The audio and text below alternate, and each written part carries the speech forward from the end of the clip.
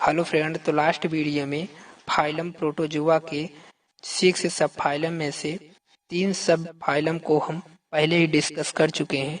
बचे हुए जो 3 सब फाइलम हैं उनको आज के वीडियो में हम डिस्कस करेंगे। तो जो हमारे द्वारा पहले ही डिस्कस किए गए 3 सब फाइलम में से सार्कोडिना, ओपलिनाटा एंड जूफ्लैजिलेट आदि सब फाइलम को हम पहले ही डिस्कस कर चुके हैं। तो आज हमें जो पढ़ना है वो स्पोरोजोआ, नाइडोस्पोरा और सीलियोफोरा, इन 3 सब फाइलम को हम आज के वीडियो में डिस्कस करेंगे। तो फोर्थ जो सब फाइलम आपका है स्पोरोजोआ। स्पोरोजोआ के जितने भी आपके मेंबर होते हैं वे सारे के सारे क्या होते हैं, इंडो पैरासाइटिक होते हैं। यह चीजें आपको याद रखनी है कि इंडो पैरासाइटिक जो होते हैं वह एनिमल के अंदर होते हैं, ना ही किसी प्रकार का इनमें लोकोमोटरी ऑर्गन का डेवलपमेंट इसमें नहीं पाया जाता। इनमें किसी भी प्रकार का लोकोमोटरी ऑर्गन नहीं पाया जाता और ना ही किसी प्रकार का इसमें कंट्रक्टाइल वैक्यूल पाए जाते हैं, क्योंकि ये क्या होते हैं, इंडो पैरासाइटिक होते हैं। तो इंडो पैरासाइटिक रहते हैं तो ये बॉडी के फ्लूइड में ये रहकर इधर उधर होते रहते हैं। इसी वजह से इनमें किसी भी प्रकार का लोकोमोटरी ऑर्गन नहीं पाया जाता। ना इसमें सीलिया पाई जाती है, ना ही किसी प्रकार का सीडोपोडिया और ना ही किसी प्रकार का फ्लैजिला पाया जाता है। मतलब फ्लैजिला, सीडोपोडिया और सीलिया, इन तीनों चीज में से कोई भी इसमें लोकोमोटरी ऑर्गन नहीं पाया जाता।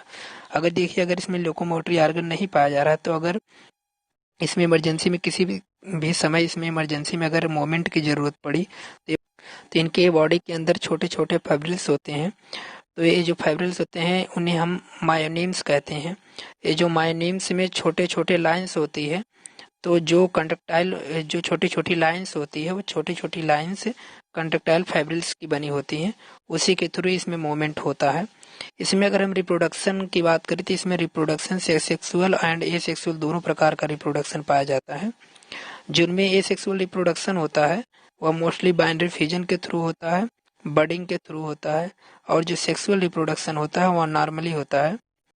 अगर हम सब फाइलम स्पोरोजोआ की एग्जाम्पल की बात करें तो इसमें एग्जाम्पल मोनोसिस्टिस और प्लाज्मोडियम दो एग्जाम्पल हैं जिसको आपको याद रखना है। अगर इसके बाद अगर हम 5वें सब फाइलम की बात करें तो 5वां सब फाइलम आपका नाइडोस्पोरा है। तो नाइडोस्पोरा के अंतर्गत जितने भी इसके अंतर जितने भी मेंबर होते हैं वे सारे के सारे इंट्रासेलुलर पैरासाइटिक होते हैं।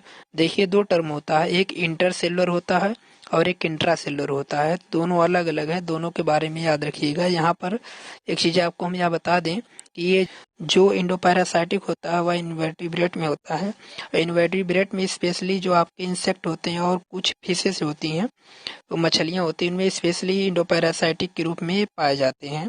तो इसमें भी आपको किसी तरह का लोकोमोटरी ऑर्गन नहीं पाया जाता। तो लोकोमोटरी ऑर्गन जो रहता है इसमें अब कम्प्लीटली एब्सेंट रहता है। अगर हम सब फाइलम नाइडोस्पोरा के एग्जाम्पल की बात करें तो लिप्टोथिका और नोसीमा इसके मुख्य एग्जाम्पल हैं जिसको आपको याद रखना है। जो नोसीमा होता है वह हॉनी बी जो होती है, यानी कि जो मधुमक्खियां होती हैं उनके छत्ते को डिस्ट्रॉय करने का काम करता है, यानी कि उनके छत्ते को खराब करने का काम करता है। इसके साथ साथ अगर यह दोस्तों अगर यह वीडियो आपको अच्छा लग रहा है या इन्फॉर्मेटिव वीडियो लग रही है आपको तो प्लीज ये वीडियो को लाइक करें और चैनल को सब्सक्राइब करें। इसके बाद जो आपका लास्ट सब फाइलम है, तो लास्ट सब फाइलम की अगर हम बात करें, लास्ट सब फाइलम जो आपका है वो सीलियोफोरा है। तो वो सब फाइलम अगर हम सीलियोफोरा की बात करें तो यह सबसे बड़ा सब फाइलम है। इसमें सीलिया पाई जाती है।